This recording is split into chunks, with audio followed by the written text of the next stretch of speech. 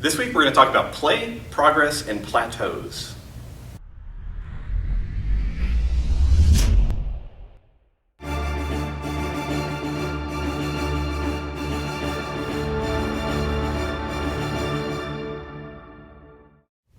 If you've been around Z-Health for any period of time, you know that we talk a lot about the development of skill, and a lot of this work comes from a gentleman named Erickson, and it was popularized in a couple different books, Talent is Overrated and A Talent Code, and there's a lot of discussion around the world about what deep or deliberate practice means and how we use it to improve ourselves, whether it's at our work or in a sports skill or athletic event.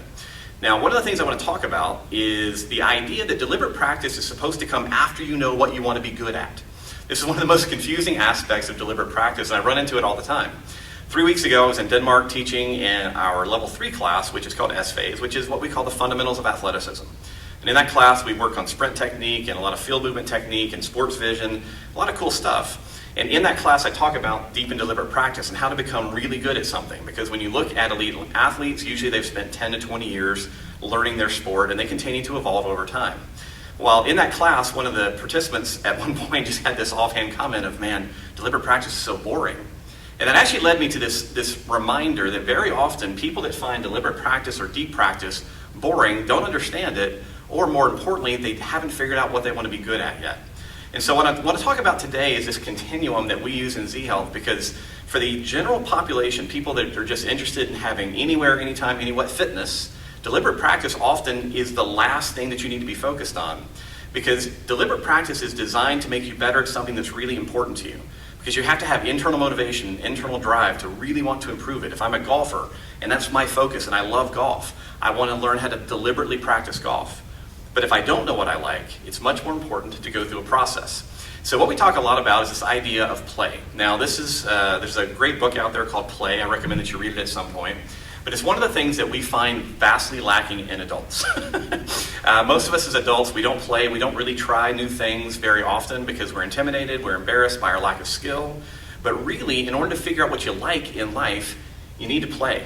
Play is designed to be fun, you're supposed to be able to lose yourself in it, and how that translates really in the general fitness world is that you need to experience different training modalities. If you are heavily into bodybuilding or powerlifting and you do a lot of linear movement, maybe play for you could be picking up a kettlebell, getting some classes and using a kettlebell or a club bell or a steel mace or something where there's a lot more circular demands.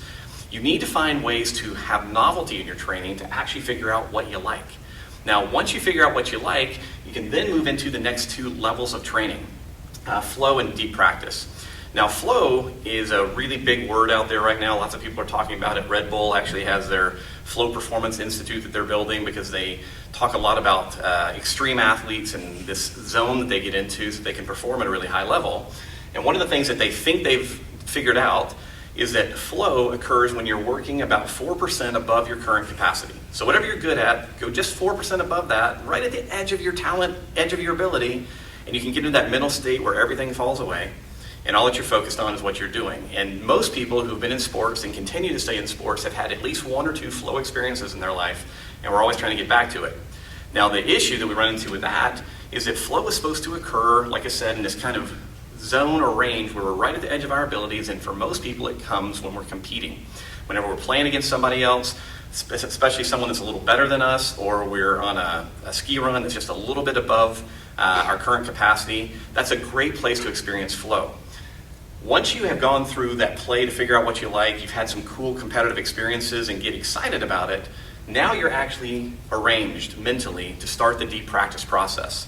So instead, at the start today, I want to talk about play, progress, and plateaus. Most of the people that I work with, they feel like they're not making progress very often in their training, or that they've plateaued in their training. And when I work with them, very often what I find is that they're seeking flow all the time.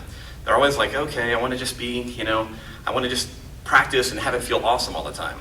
The fact is, deep or deliberate practice that makes you better is completely different than the feeling of flow. If you look up here, flow 4% above your current capacity, deep practice 40 to 50% error rate or failure rate.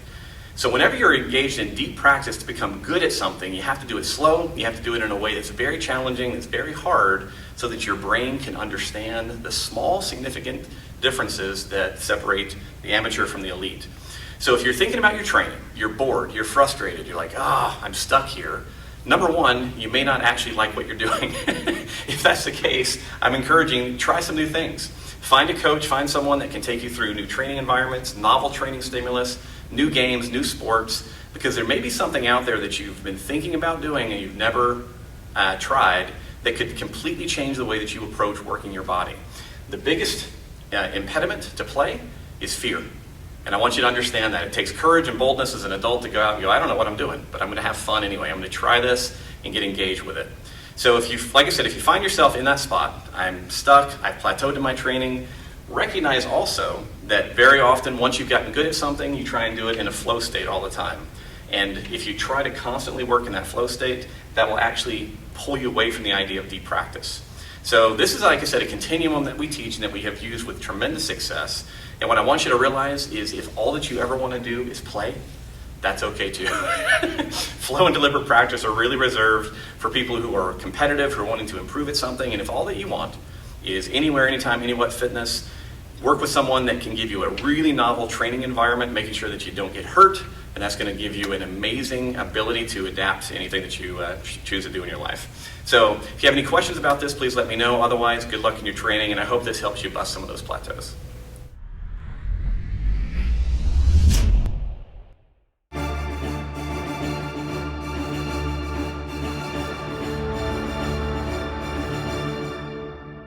Rolling again for the long part. Okay, I forgot the name of the other book. Let's start that again. Hold on one second. 2. Talent code. Talent's overrated? Talent is overrated. Thank you. Yep. I know that one. Shannon got that one. Points for me. Video. 1 for Shannon. Not just a pretty remote control operator. Dog.